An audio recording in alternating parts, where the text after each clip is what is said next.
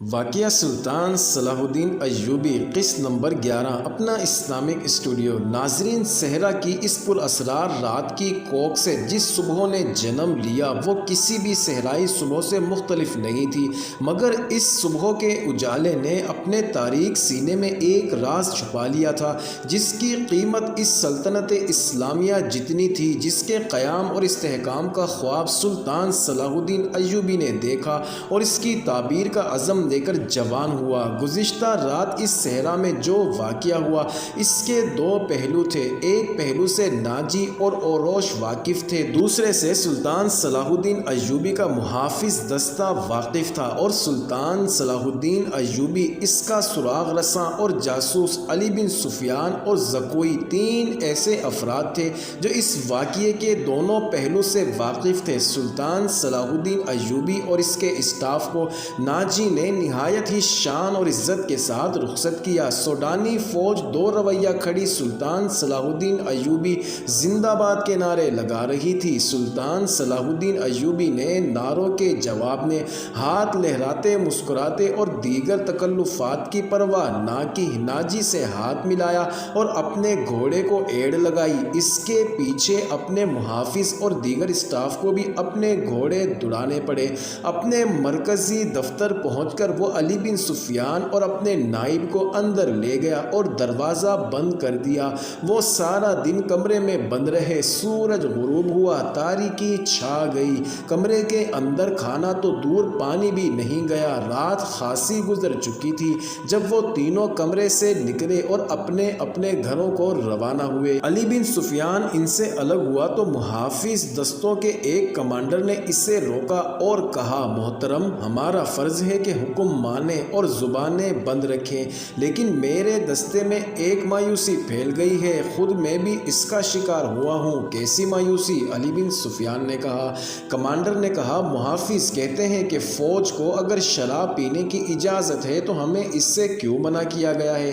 اگر آپ میری شکایت کو گستاخی سمجھیں تو سزا دے دیں، لیکن میری شکایت سنیں۔ ہم اپنے امیر کو اللہ کا برگزیدہ انسان سمجھتے تھے اور اس پر دل و جان سے فدا تھے، مگر رات کو اس کے خیمے میں ایک رقاصہ گئی۔ علی بن سفیان نے کمانڈر کی بات مکمل کرتے ہوئے کہا، تم نے کوئی گستاخی نہیں کی، گناہ امیر کرے یا غلام، سزا میں کوئی فرق نہیں، گناہ بہرحال گناہ ہے۔ میں یقین دلاتا ہوں آپ کو کہ امیر مصر اور رقاصہ کی پچھلی رات کی ملاقات میں گناہ کا کوئی عنصر نہیں، کوئی تعلق نہیں۔ یہ کیا تھا ابھی میں تم کو نہیں بتاؤں گا، آہستہ آہستہ وقت گزرتے ہوئے تم کو سب پتہ چل جائے گا کہ رات کو کیا ہوا تھا۔ علی بن سفیان نے کمانڈر کے کندھے پر ہاتھ رکھتے ہوئے کہا، میری بات غور سے سنو عامر بن صالح، تم پرانے عسکری ہو، اچھی طرح جانتے ہو کہ فوج اور فوج کے سربراہوں کے کچھ راز ہوتے ہیں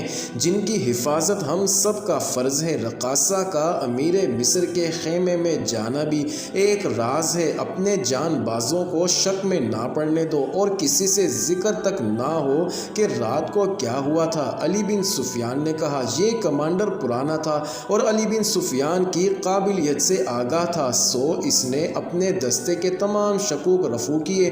اگلے روز سلطان صلاح الدین ایوبی دوپہر کا کھانا کھا رہے تھے کہ سلطان صلاح الدین ایوبی کو اطلاع دی گئی کہ ناجی آئے ہیں۔ سلطان صلاح الدین ایوبی کھانے سے فارغ ہو کر ناجی سے ملے۔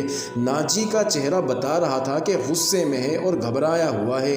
اس نے ہکلاتے ہوئے لہجے میں کہا، قابل صد احترام امیر مصر، کیا یہ حکم آپ نے جاری کیا ہے کہ سوڈانی فوج کے 50,000 نفری مصر کی اس فوج میں شامل کر دی جائے جو حال ہی میں تیار ہوئی ہے؟ ہاں ناجی، میں نے کل سارا دن اور رات کا کچھ حصہ صرف کر کے اور بڑی گہری سوچ و بچار کے بعد یہ فیصلہ تحریر کیا ہے کہ جس فوج کے تم سالار ہو اسے مصر کی فوج میں اس طرح شامل کر دیا جائے کہ ہر دستے میں سوڈانیوں کی نفری صرف 10% ہو، اور تمہیں یہ حکم بھی مل چکا ہوگا کہ اب تم اس فوج کے سالار نہیں ہوگے، تم فوج کے مرکزی دفتر میں آ جاؤ گے۔ سلطان صلاح الدین ایوبی نے تحمل سے جواب دیا، عالی مقام، مجھے کس جرم کی سزا دی جا رہی ہے؟ ناجی نے کہا، اگر تمہیں یہ فیصلہ پسند نہیں تو فوج سے الگ ہو جاؤ۔ سلطان صلاح الدین ایوبی نے کہا، معلوم ہوتا ہے میرے خلاف سازش کر دی گئی ہے۔ آپ کو بلند دماغ اور گہری نظر سے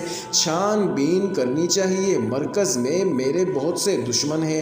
ناجی نے کہا، میرے دوست، میں نے یہ فیصلہ صرف اس لیے کیا کہ میری انتظامیہ اور فوج سے سازشوں کا خطرہ ہمیشہ کے لیے نکل جائے، اور میں نے یہ فیصلہ اس لیے کیا ہے کہ کسی کا عہدہ کتنا ہی کیوں نہ بلند ہو اور کتنا ہی ادنا کیوں نہ ہو، وہ شراب نہ پیے، ہلڑ بازی نہ کرے اور فوجی جشن میں ناچ گانے نہ ہو۔ صلاح الدین ایوبی نے کہا، لیکن عالی جاں، میں نے تو حضور سے اجازت لی تھی۔ ناجی نے کہا، میں نے شراب اور ناچ گانے کی اجازت صرف اس لیے دی تھی کہ اس فوج کی اصل حالت میں دیکھ سکوں جسے تم ملت اسلامیہ کی فوج کہتے ہو۔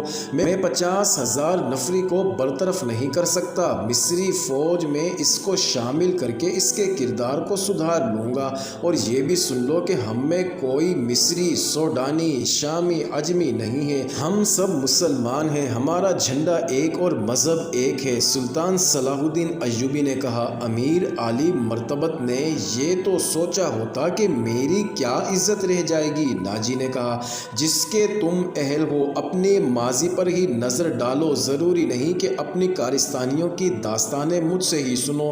فوراً واپس جاؤ اور اپنی فوج کی نفری سامان، جانور سامان، خورد و نوش وغیرہ کے کاغذات تیار کر کے میرے نائب کے حوالے کرو۔ 7 دن کے اندر اندر میرے حکم کی تعمیل ضرور ہونی چاہیے۔ سلطان صلاح الدین ایوبی نے کہا، ناجی نے کچھ کہنا چاہا، لیکن سلطان صلاح الدین ایوبی ملاقات کے کمرے سے باہر نکل گئے۔ یہ بات ناجی کے خفیہ حرم میں پہنچ گئی تھی کہ زکوئی کو شاہ مصر نے رات بھر شرف باریابی بخشا ہے۔ زکوئی کے خلاف حسد کی آگ پہلے ہی پھیلی ہوئی تھی۔ اسے آئے ابھی تھوڑا ہی عرصہ گزرا تھا، لیکن آتے ہی ناجی نے اس کو اپنے پاس رکھا تھا۔ اسے ذرا سی دیر کے لیے بھی اس حرم میں جانے نہیں دیتا جہاں ناجی کی دلچسپ ناچنے والی لڑکیاں رہتی تھیں۔ زکوئی کو اس نے الگ کمرہ دیا تھا۔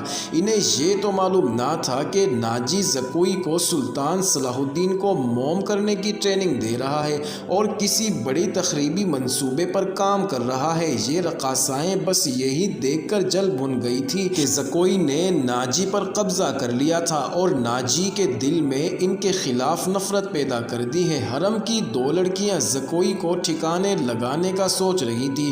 اب انہوں نے دیکھا کہ زکوئی کو امیر مصر نے بھی رات بھر اپنے خیمے میں رکھا تو وہ پاگل ہو گئی۔ اس کو ٹھکانے لگانے کا واحد طریقہ قتل تھا۔ قتل کے 2 ہی طریقے ہو سکتے تھے، زہر یا کرائے کے قاتل جو زکوئی کو سوتے ہوئے ہی قتل کر دیں۔ دونوں ہی طریقے ناممکن لگ رہے تھے، کیونکہ زکوئی باہر نہیں نکلتی تھی اور اندر جانے تک اس کو رسائی کا کوئی ذریعہ نہیں تھا۔ ان دونوں نے حرم کی سب سے زیادہ ہوشیار چالاک ملازمہ کو اعتماد میں لیا تھا، اسے انعام و اکرام دیتی رہتی تھی۔ جب حسد کی انتہا نے ان کی آنکھوں میں خون اتار دیا تو انہوں نے اس ملازمہ کو منہ مانگا انعام دے کر اپنا مدعا بیان کیا۔ یہ ملازمہ بڑی خرانٹ اور منجی ہوئی عورت تھی۔ اس نے کہا کہ سالار کی رہائش گاہ میں جا کر زکوئی کو زہر دینا مشکل نہیں، موقع محل دیکھ کر اس کو خنجر سے قتل کیا جا سکتا ہے، اس کے لیے وقت چاہیے۔ اس نے وعدہ کیا کہ وہ زکوئی کی نقل حرکت پر نظر رکھے گی، ہو سکتا ہے کوئی موقع مل جائے۔ اس جرائم پیشہ عورت نے یہ بھی کہا، اگر موقع نہیں ملا تو حشیشن کی مدد لی جا سکتی ہے، مگر وہ معاوضہ بہت زیادہ لیتے ہیں۔ دونوں لڑکیوں نے اس کو یقین دلایا کہ وہ زیادہ سے زیادہ معاوضہ دے سکتی ہیں۔ معزز ناظرین، جاری ہے اگلی ویڈیو، قسط نمبر 12 میں دیکھنا مت بھولیے۔